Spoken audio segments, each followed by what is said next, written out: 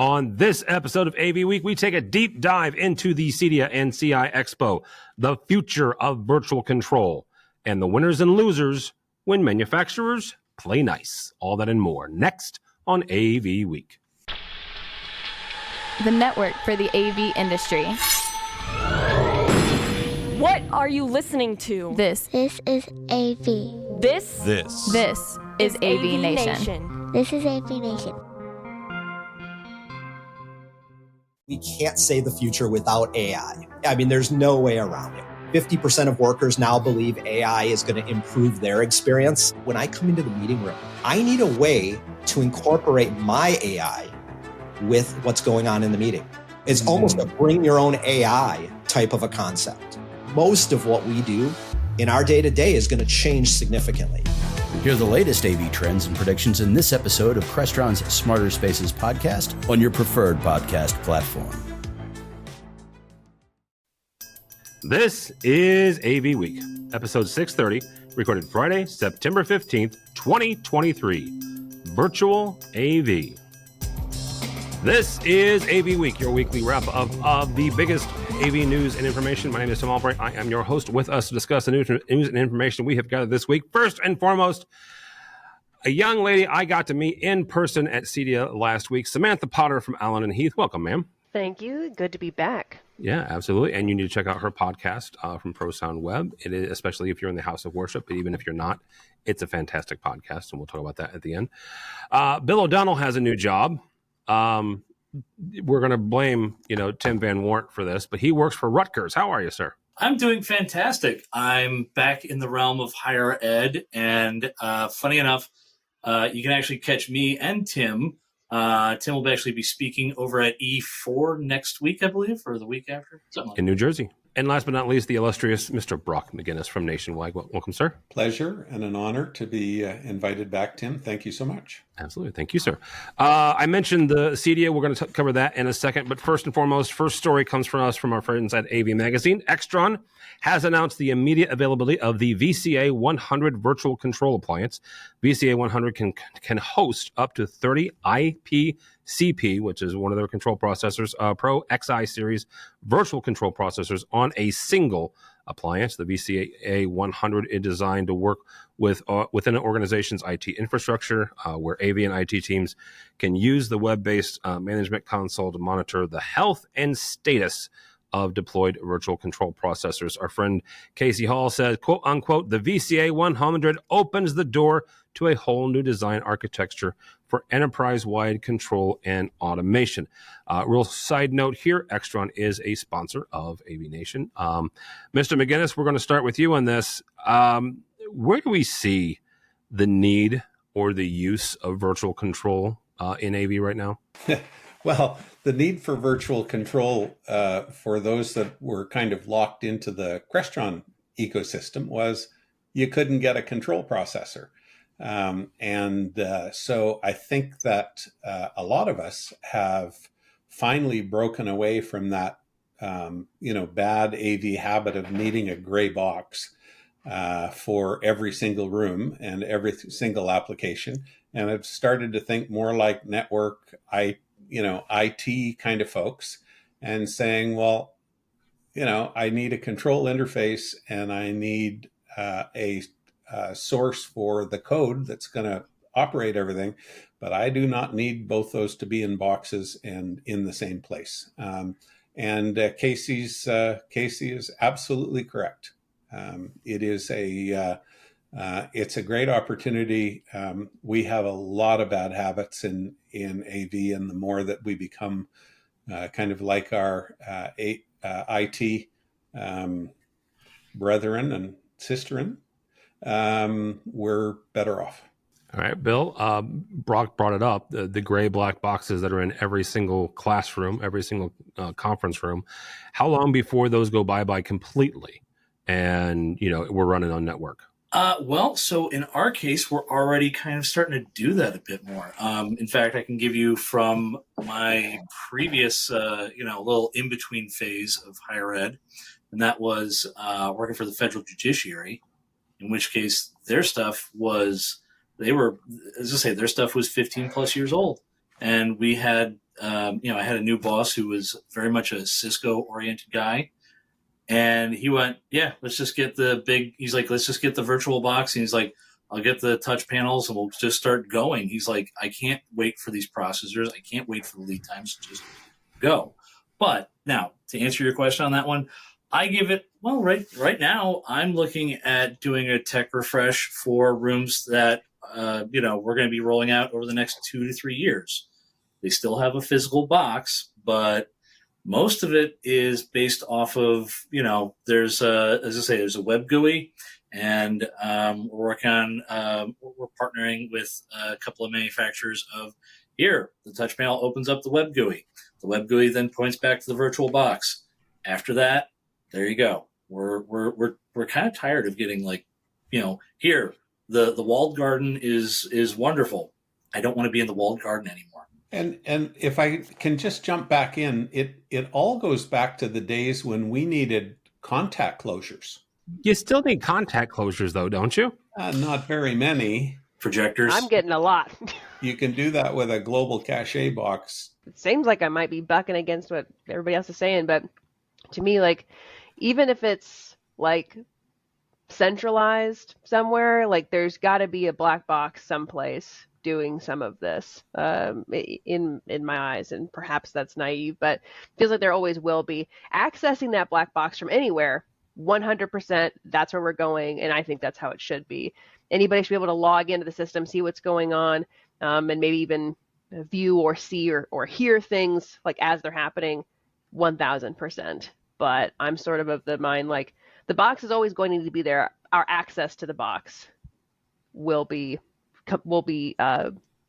limitless. You could just get it anywhere. So hang on for a second. One quick thing. Samantha has a lot of expertise in the house of worship. Is that where you're seeing the need for the contact closure? Because here's where when I say contact closure, I'm thinking screens and shades, right? And shades certainly, and SI Screen Innovations has their networking shades, and a bunch of other folks do too. But am I out of my depth here when I'm thinking that, or is it someplace else? Hospitality and house of worship, so much contact closing. Also, a good amount of athletic facilities, and then casinos, which I guess kind of falls under hospitality. They're still going nuts for it. It's when you just need. There's no replacement for a contact closure that is taking a physical thing and turning it into an electrical thing. There's no getting past that. Also, with the blinds and at CEDIA and CI Expo, it was my first time there. I didn't even realize there were so many smart blinds. I was like, oh my gosh, I'm behind. I guess I need to hit that, but we can hit that later. Yeah, we'll hit that in a second, because oh my goodness, Samantha's right. If you've ever wanted to feel small in the world of especially residential, go walk through a shade manufacturer. All right, next story comes to us from our friends. Excuse me, I lost my place. At Innovate, Barco and Crestron have announced a global patent license agreement. This is in stark contrast with, I don't know, Sure and Control for crying out loud, the name just went on my head. Clear One, thank you. As well as Snap One and Josh AI now going after each other. But Barco and Crestron, they're avoiding the lawsuits, and they've agreed to a patent license agreement that will enable Crestron to use some of Barco's ClickShare patents for its collaboration systems. This agreement is aimed at spurring growth, quote unquote, in the bring your own meeting market by developing new presentation and conferencing systems that are fully integrated and easy to use. Bill, first question for you. I referenced 2 lawsuits. Those drug on for years. Well, the Sure and Clear one drug on for years. Snap One and Josh is just starting. That's an area where the customer eventually loses, right? Because at one point in the Sure and Clear One lawsuit, Sure had to redesign things, and there were certain things that weren't available for a moment. Now you've got, this story is 2 companies getting together collaboratively, right, and avoiding some of that. Who wins and who loses when companies like Barco and Crestron come together and say, you know what, you got some intellectual property here. We want to leverage it in our systems. So let's all kind of play nice together. Who wins and who loses? Well, I think it's both the end, like in certain cases, the end user and it's the integrator. Reason being is that, listen, you have stuff that has common parts or common components in each. It then turns into, okay, what's your, for me, I look at it as what's your price point with this? The other end of it too is that, some of it can go, oh yes, well, we improved it. Well, those of us who, keep up to date and everything is going to look and say, okay, this was OEM'd from which one? The other bit of it that I'm kind of a little concerned about is one of the things I've seen all over the place with a lot of our Poly equipment, Cisco equipment, this and that, is that they go Barco certified, ClickShare certified. I haven't seen Air Media certified.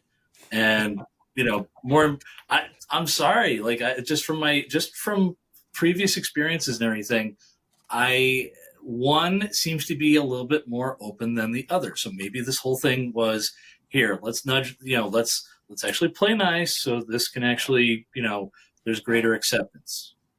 To a certain degree, I think this is more of Crestron saying, okay, fine, we'll agree to this because there's greater acceptance for our stuff. Because it's almost like a standard. I mean, I feel weird using the word standard for a proprietary system, just like I don't like saying that Dante is a standard because anyhow, but it is a de facto standard almost. Samantha, you're our manufacturer on the panel here today. So talk for a second from the manufacturer standpoint about some of the gotchas or the ups and downs of working together with another manufacturer. I think it's always great. Like that's what integrator means, right? Is that we're mixing and blending systems. So it's good for everybody when more people can work together. Then it becomes not who can make the most complete ecosystem. It's who can make the best pieces in a system. That's when it becomes about. So I'm all pro for that. Specifically for manufacturing, it definitely adds some complication because, of course, when it's all in-house, you have complete control over everything and it's much easier to get things developed and done. But it goes right back to this idea of, are we specialized or are we a multi-tool or somewhere in between? Like trying to hit that can be tough. So working with other manufacturers is a longer game. It costs more upfront. There's a bit of a question on it. There's I suppose a little bit of less risk though, because again, when you're developing it yourself, it's all you.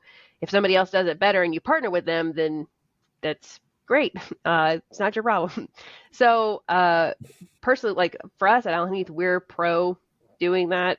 We work with Audinate and Waves and these people trying to make sure that so many control platforms. That's been a big thing lately for us, is working with others to make sure we're keeping the integration in integration. Is there another level of quality control when you partner like that? Because specifically this instance, and Samantha works for Allen Heath, she doesn't work for either one.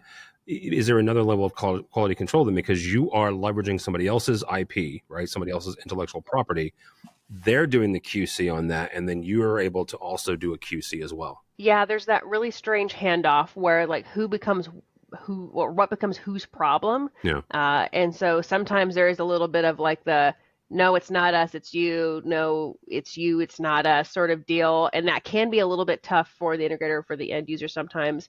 But it also means there's lots of QC and lots of admin and back of house sort of work, making sure that we're testing things that, yep, we can say, check, we've personally tested this, it works. Like recently I've been working with Visionary Solutions to see if our system processors and matrix mixers can control theirs nice and easily. In theory, yep, all is well, but we wanted to make sure, let's get it in our hands and do it ourselves. We send them equipment, they send us equipment, and we do that kind of extra work to make sure like, yep, we're good to go, we can recommend this, all should be well. So yes, it's extra work, some more QC, a little headbutting at times for troubleshooting, but all for the greater good. All right, Brock, you are the integrator on this call. So talk about integrating companies that are playing nice together before you ever start ordering product. Yeah, I don't look at this as an integration conversation, the Barco Crestron one. Samantha is absolutely right. We spend our life trying to make other people's products play nicely together. I think this is a case of Barco having some IP around their button, and probably their button specifically for conferencing. In other words, wirelessly transmitting Teams and Zoom, which the reliability of which has revolutionized the meeting room world. And we can now design room after room after room after room with no hardwired connections for USB and HDMI at all, and it's fantastic, and it marks a sea change, I think, in how Crestron has decided to come to market. Crestron has looked at, and I was shocked when I read this, because they have been a walled garden, as so many of the companies within the industry are. I mean, the devil was ice skating last year when Cisco rather decided to open up their video conferencing to Teams and Zoom on the Navigator touch panels, and I think there's now a whole hockey team in hell because Crestron's gone, you know what? Our customers want what Barco's offering. They don't want what we're offering. They want what Barco's offering.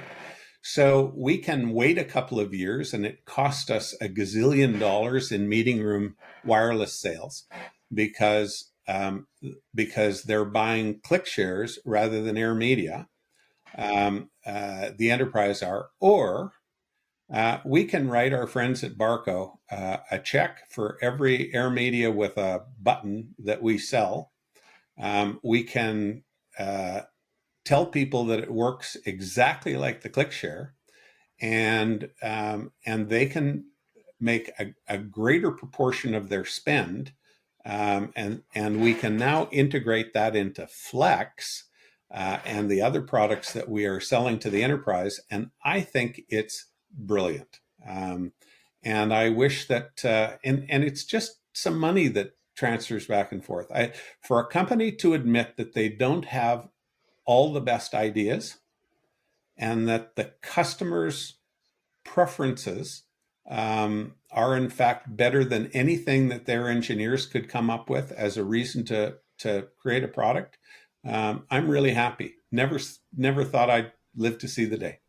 And here we are playing hockey in hell because it froze over. That's a lot coming from a Canadian. I'm just going to point that out there. All right. Final story. I mentioned the fact that that Samantha and I were at CEDIA. CEDIA and CIX Expo there was a week ago today as we're recording this. It was in Denver. The pre-registration numbers were sitting about 17,500. We've reached out to the folks at Emerald to get official numbers yet. We have, as of 2:00 Eastern on Friday, we have not gotten those yet. So we'll go with the 17.5 pre-reg. I don't think it felt like 17.5, but it was certainly busy. I've gone to CEDIA for a number of I've gone to CEDIA for a number of years. 16,000 is I think 20,000 right after the 2016 or 2015. It was a little less busy than that. However, for the first time, Commercial Integrator had an expo there, calling it CI Expo or Commercial Integrator Expo. Commercial Integrator, of course, is owned by Emerald, who owns and runs CEDIA Expo, the expo, not the organization. There were a few handful of commercial-only integrators. Atlas IED, Aurora, the Digital Signage Federation was there.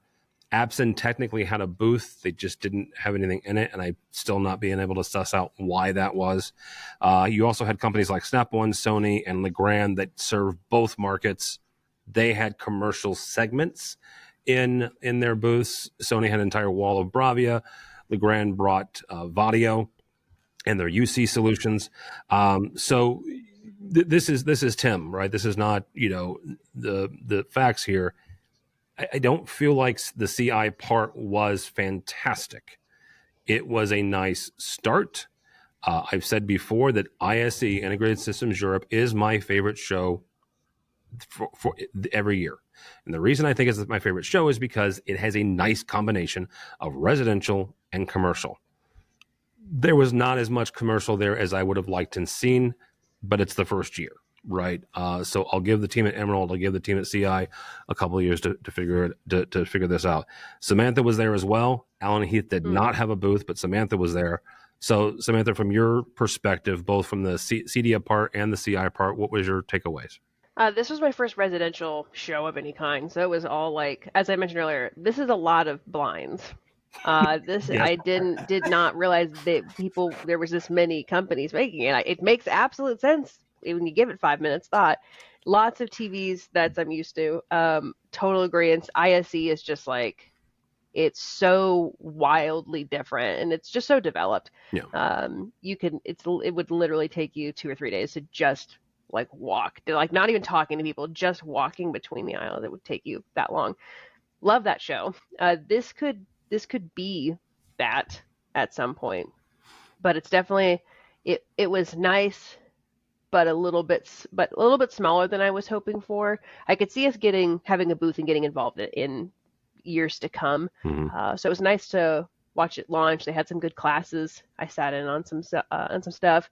I was there to meet some industry folks, and we got an award for a bars and restaurants project. So it was just nice. Waving at people and stuff. So that was all great. And being exposed to that residential side was also really interesting. But I think I agree with you, Tim, that it's I'd like to see it fleshed out more. Like I want to see it even bigger. It could be America's or North America's call to ISE. So. Yeah. Brock, same kind of question here. Only you didn't go, neither did Bill, and we'll talk about Bill in a second. But from remotely, what was your takeaway from the CDS CI part? The end of the summer and the beginning of September is so busy for integrators. It barely hit my radar. I generally don't follow the CDA channel at all. I did get some advertising bump from some vendors. I'm not sure there were any product launches there. If there were, they passed me by, and that's often a reason for a show. My guess is that the commercial people that attended there were there on a regional show basis, that they got the Rocky Mountain states, or folks that just will take any excuse to go to Denver because it's a pretty cool place. But it did not hit my radar. Now, that said, Wednesday night I had 3 gentlemen at my home for dinner who work for Sonance. Mm-hmm. And they exhibited at the show, and I think we're pleased to be able to show their full product range, because there are a lot of things in their consumer range that actually appeal to us folks in the professional business. And they sat in my backyard and listened to one of their garden systems, which are sold to both channels. I think there's lots of companies that are in both markets, and it works well for them. And I'm with Samantha 100%. I loved ISE and loved seeing things that I didn't know about that are affecting my customers' perceptions of what they should have in their businesses or their restaurants or their right. There's a lot of the preferences that consumers develop happen at the at residential level, which is why businesses keep asking us to put in Sonos. Well, and back a story for a second. Good Lord, this is 14, 15 years ago when Apple AirPlay came out. and I worked for a college, university, and we were putting in Apple TVs so we could wirelessly show. Oh, I swear, I am not kidding you, but this was prior to the ClickShare, right? The ClickShare, in my mind, and nobody's ever told me this, right? I'm telling you, the ClickShare is the commercial answer to that, right? 100%, because it was driven by the CEO saying, my 13-year-old can show me a video from his laptop. Why the freak can't I do that in my boardroom? But the first French word that you learned to hate was bonjour, because that was the protocol that pinged your network every 6 seconds. I wasn't a network guy, so I didn't, it wasn't my problem. Okay. But if you put those in a room, it was your problem. I heard from my CTO quite often. Bill, get me off of this. Bill, we talked, actually, I had a conversation with Erin Mayer Moran from Johns Hopkins. She's the host of our EdTech show. Asked her about, going to CEDIA and CI, and she's like, it's not a great time, dude. She said it was the week of Labor Day, right? The first 3-4 weeks, the first quarter in higher education, you're not going anywhere unless you're dead. So, Bill, understanding you didn't go, but did you see anything, hear anything? What was your reaction from the CEDIA and CI Expo? Oh, you mean in between my hair being on fire? As I say, honestly, I didn't have a good chance to check it out. The thing, though, that reading up on things, and on top of that, just, checking up on social media, is, the fact that Chuck Espinosa, I saw Chuck Espinosa posting up some stuff, and I went, what is Aurora doing there? Not that I'm beating up on them so much as I've always known them of like, here, we're in the commercial space. There's half a dozen spaces here on Rutgers that use their stuff. And I'm looking going, all right, I'm sure there's a valid reason for this. Maybe there's crosstalk. Maybe there's something where, Paul wants to integrate stuff into folks' houses. That was the kind of like, all right, interesting.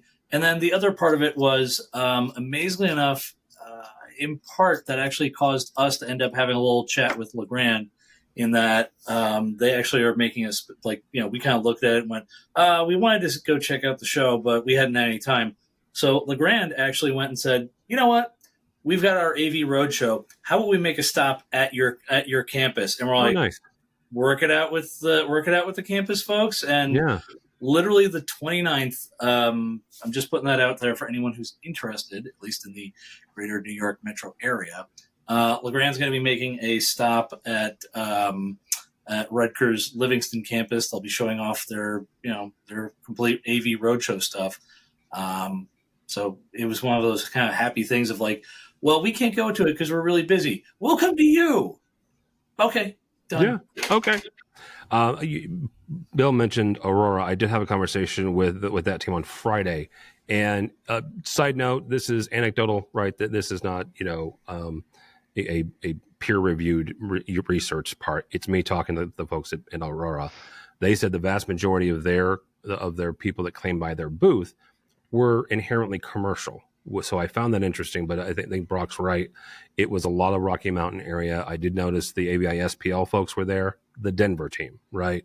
Our main corporation is CTI. That office came on Friday, right? I did not notice anybody from Diversified, but SPL and CTI both had shirts on. Diversified folks may have been there incognito. I don't know. But yeah, it'll be interesting over the next couple of years to see, how they're able to flesh that out. But good on Dan Farisi, for good job there, good education. So we'll check that out. Last thing before I let you guys go and ask how people connect with you. I mentioned Dan Farisi, the 40 under 40 class of 23, came out since last time I was on. This is a big list, kids, and a whole lot of really great folks on here.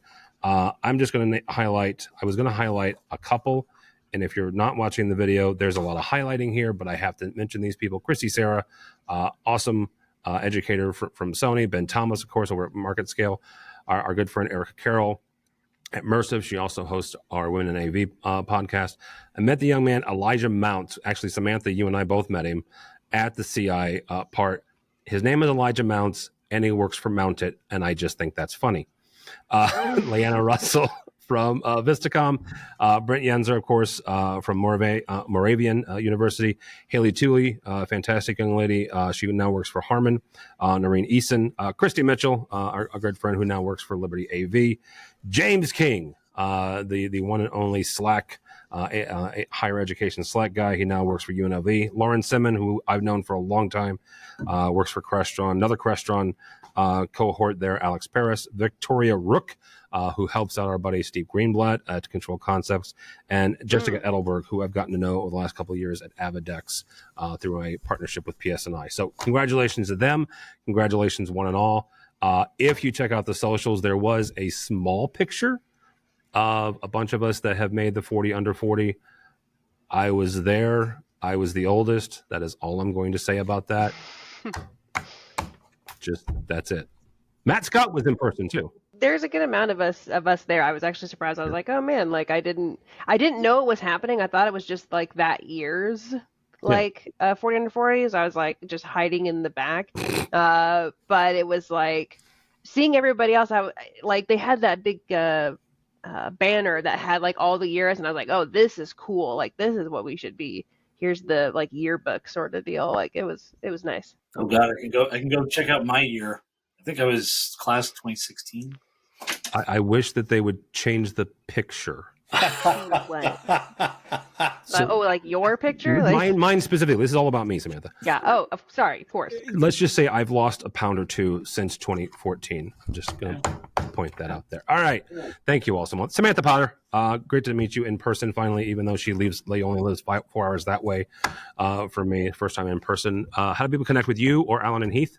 The internet as anything. My handle if I'm on a social media site, my handle is always Potter Audio, one word. And Allen Heath, we're still doing like our normal webinars. We've got lots of, we're doing tabletop shows and expos and stuff all over the place. So we're not hard to find at all.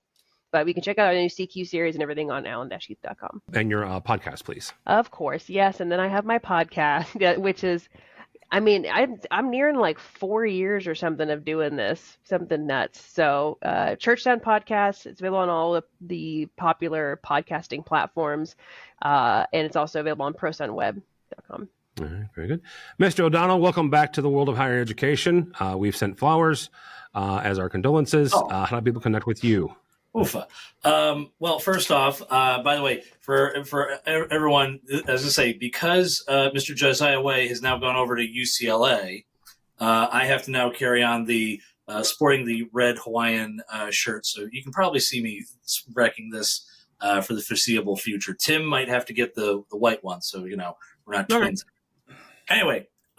You can find me on LinkedIn. You can also find me on Twitter at the original OD. I've been a little silent on the social medias, mostly because before I got back into higher ed, I was working in the federal judiciary, and that was, for my own safety of working in Philly. Understood. Yes. So other than that, once again, I'll be Tim will be speaking at the E4 conference in the coming week or two. I will be there probably as a good softball plant for the Q&A section of him and Jimmy Singleton having a chat on things. All right, and just to be clear, Tim Van Wart, not this Tim. Tim Van Wart from No, Tim Van Wart, who is now a coworker, no longer just a colleague. He's a coworker. All right. Mr. McGinnis, thank you, sir. How do people connect with you or Nationwide? I'm on LinkedIn. I'm Brock at nationwideav.com. Not to be confused with Nationwide Video, who people approach us pretty much every day looking to rent a projector or something, but that's not us. Great Canadian integrator, and I'm on Twitter at Brock McGinnis.